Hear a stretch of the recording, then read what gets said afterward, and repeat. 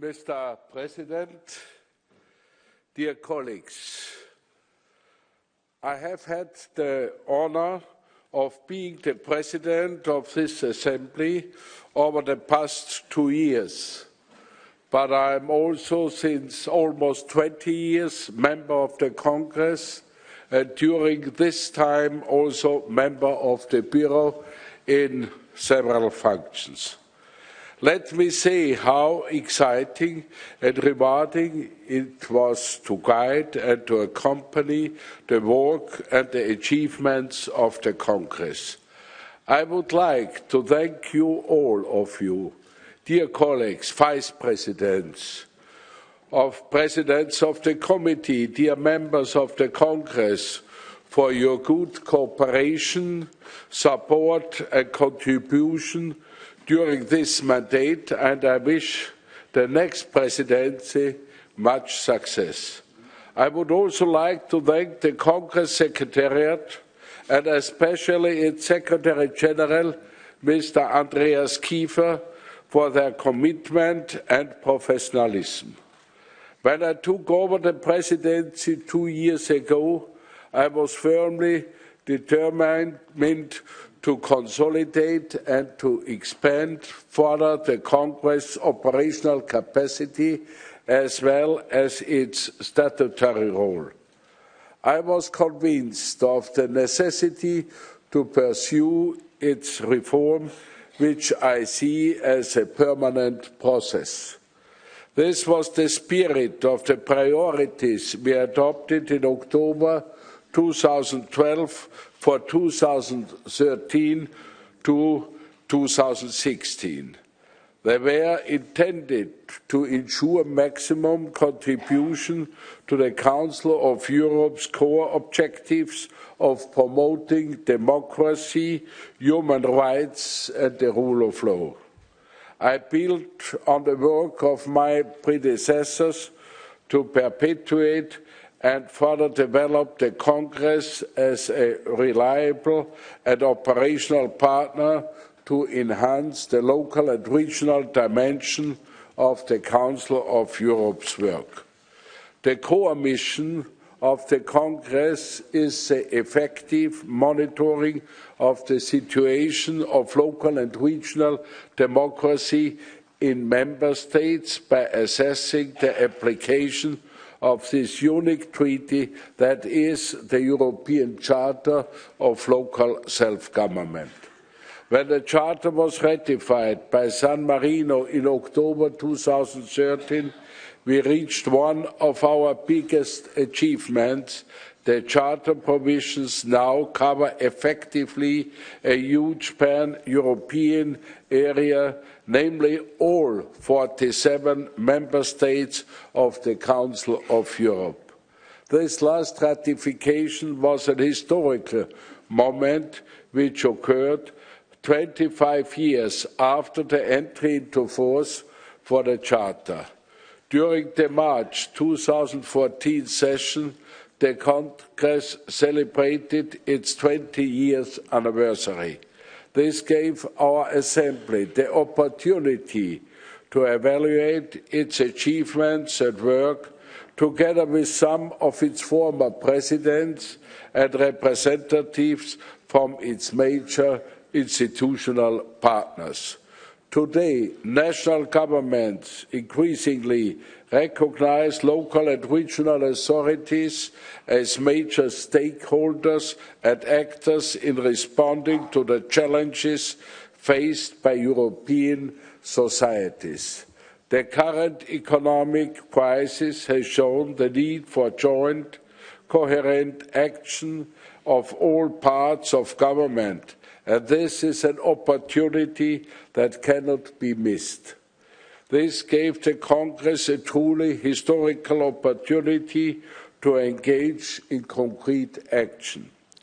And we seized this opportunity through more targeted action, through reinforced monitoring of the Charter, through stronger dialogue with national governments and closer partnerships across the continent. The Congress has significantly reinforced its unique role and position in the European political architecture. It has further developed the virtuous circle of its monitoring, post-monitoring, cooperation activities to advance democracy and human rights on the continent. It has worked to strengthen the capacity of cities and regions to promote good governance and ethics, to foster greater respect of fundamental rights, to fight discrimination and intolerance, and help to build citizens' participation in the democratic process. The European Alliance of Cities and Regions for Roma Inclusion and the Roma Project, the Pact of Cities and Regions against Sexual Abuse of Children, as well as the cooperation programmes implemented in Albania and Armenia, are some examples of concrete achievements the Congress has reached. In Ukraine, where the situation has been of major concern since end 2013, the Congress has enhanced a comprehensive programme, including a post-monitoring dialogue with the authorities to help implementing its recommendations and undertake the necessary reforms at local and regional levels. Dear colleagues, the conditions for realizing our mission have, however, become increasingly difficult because of budgetary and human resources constraints in the context of a worsening budgetary situation. The Congress has been called upon to make important cuts, and their impact was seriously felt. Any additional cuts would endanger the work of the Congress, and we need to continue to drive through the mess. To succeed in our mission, we need adequate resources and a competent and sufficient secretariat to fulfill the task conferred to us. In our member states also, the economic crisis and austerity measures must not be used as an excuse to further centralise or devolve powers without providing corresponding financial resources. We must convince national governments that it is dangerous and short-sighted to roll back democracy and participation by seeking to make short-term financial savings on a pretext of greater efficiency.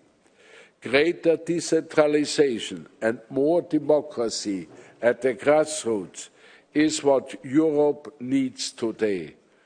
To regain citizens' trust, we must work to embed in European governance a culture of strong and sound local democracy with real responsibility and political accountability. Never before has there been so much recognition of the importance of grassroots action, giving us a truly historic opportunity to engage in concrete dialogue with national governments and other European institutions. Looking back on the past 24 months, I can say with confidence that we have a firm grip on this opportunity.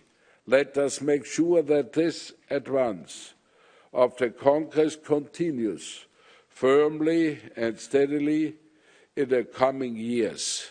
Dear colleagues, let me once again wish us, I will remain a faithful and committed member of this Assembly. I will also take part in the decisions and discussions in the Bureau because the past president is member of the Bureau the next 2 years. All best for all of you, all best for your countries, all best for your national delegations, and all best for our common work in the next years. Thank you very much.